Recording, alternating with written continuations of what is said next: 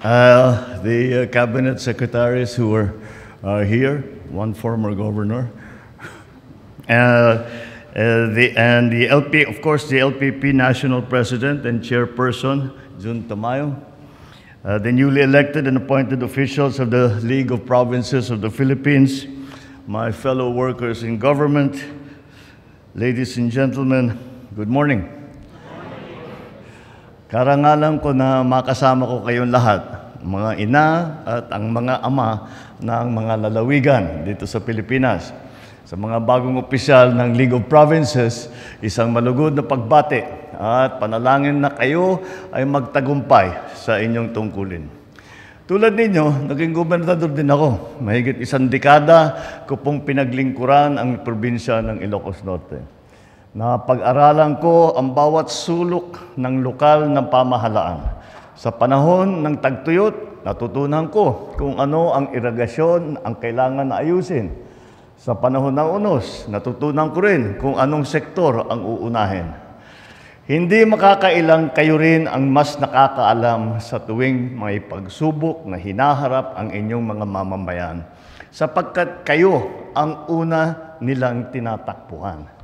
Simula nang maitatag ng LPP noong 1987, nagkaroon ng lahat ng mga lalawigan sa bansa ng iisang tinig para sa iisang adhikain, ang kaunlaran ng bawat Pilipino sa anumang panig ng mundo. At sa mga nakalipas na dekada, naging simbolo kayo ng pagkakaisa, pagtutulungan at pag-asa para sa mas maliwanag at maunlad na kinabukasan natin. Noong nakarang taon lamang, ipinakita ninyo ang lakas ng inyong panindigan sa pamamagitan ng Manifesto of Support. Pinili ninyo na isulong ang matapat na serbisyong publiko sa halip na pagkawatak-watak na hindi nakakatulong naman sa ating mga mamamayan. Nakikiisa rin kayo sa pamahalaan upang maisulong ang ating mga hakbang sa digitalization. Mula noon, bumilis na ang proseso, nabawasan ang fixer, at higit sa lahat, napalapit ang ating serbisyo sa ating taong bayan. Sa larangan ng agrikultura, itinaguyod na natin ang abot-kayang bigas. Sa tulong, nagawa lang natin ito.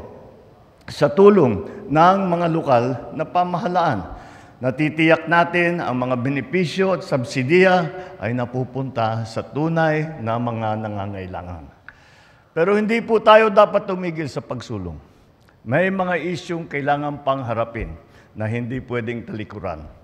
Lalong-lalo na ang mga bagong opisyal ng LPP. Ngayon, higit kailanman, kailangan ng bansang Pilipinas ang inyong pamumuno upang wakasan ang mga maling nakagisnan. Nagsimula pa lang ang laban at mahaba pa ang ating tatahakin. Umaasa ako na kasama namin kayo sa bawat hakbang, sa pagsusuri sa mga proyekto, sa pagsasaliwanag sa mga nakakukubli na kadliliman. Kaya't hinihikayat ko kayo, paglingkuran natin ng buong katapatan ng sambayanan. Tiyakin natin nasa wasto ang mga proyekto na ipinapatupad ng pambansang pamahalaan at ng lalawigan, at isiwalat natin kung may makikitang taliwas. Kaya dahil ang pera ng sambayanan ay pera ng bayan, hindi sa pansariling interes. Umaasa rin ako na ang LPP ang siyang magbibigay daan upang higit pang bumilis at humusay ang serbisyo publiko. Gamitin natin ang mga bagong teknolohiya, yung AI, data analytics, iba pa, para paghusayin natin ang ating frontline services. Nais ko rin banggitin na ipinapatupad na po natin ang ating zero balance billing. 78 DOH hospital na ang kasama. Sa ilalim ng programang ito, walang babayaran ng mga kababayan natin na nakakonfine sa basic o ward accommodation. Ang aking samo ay maging laganap din ito sa mga ospital sa ilalim ng lokal na pamahalaan, kung saan hindi kailangan maglabas ng pera ang mga naghihirap nating may sakit. Mga kapwang likod bayan, naririto tayo dahil pinagkakatiwalaan tayo ng taong bayan. Huwag po natin silang bibiguin. para sa mga bagong opisyal ng LPP. Magsisilbing gabay, magsisilbing boses, at higit sa lahat, magsilbi kayong konsensya. Sa paraang ito, maitatag natin ang bagong Pilipinas kung saan ang bawat Pilipino ay may pagkakataong umunlad. May seguridad sa kinabukasan at may tiwala sa pamahalaan.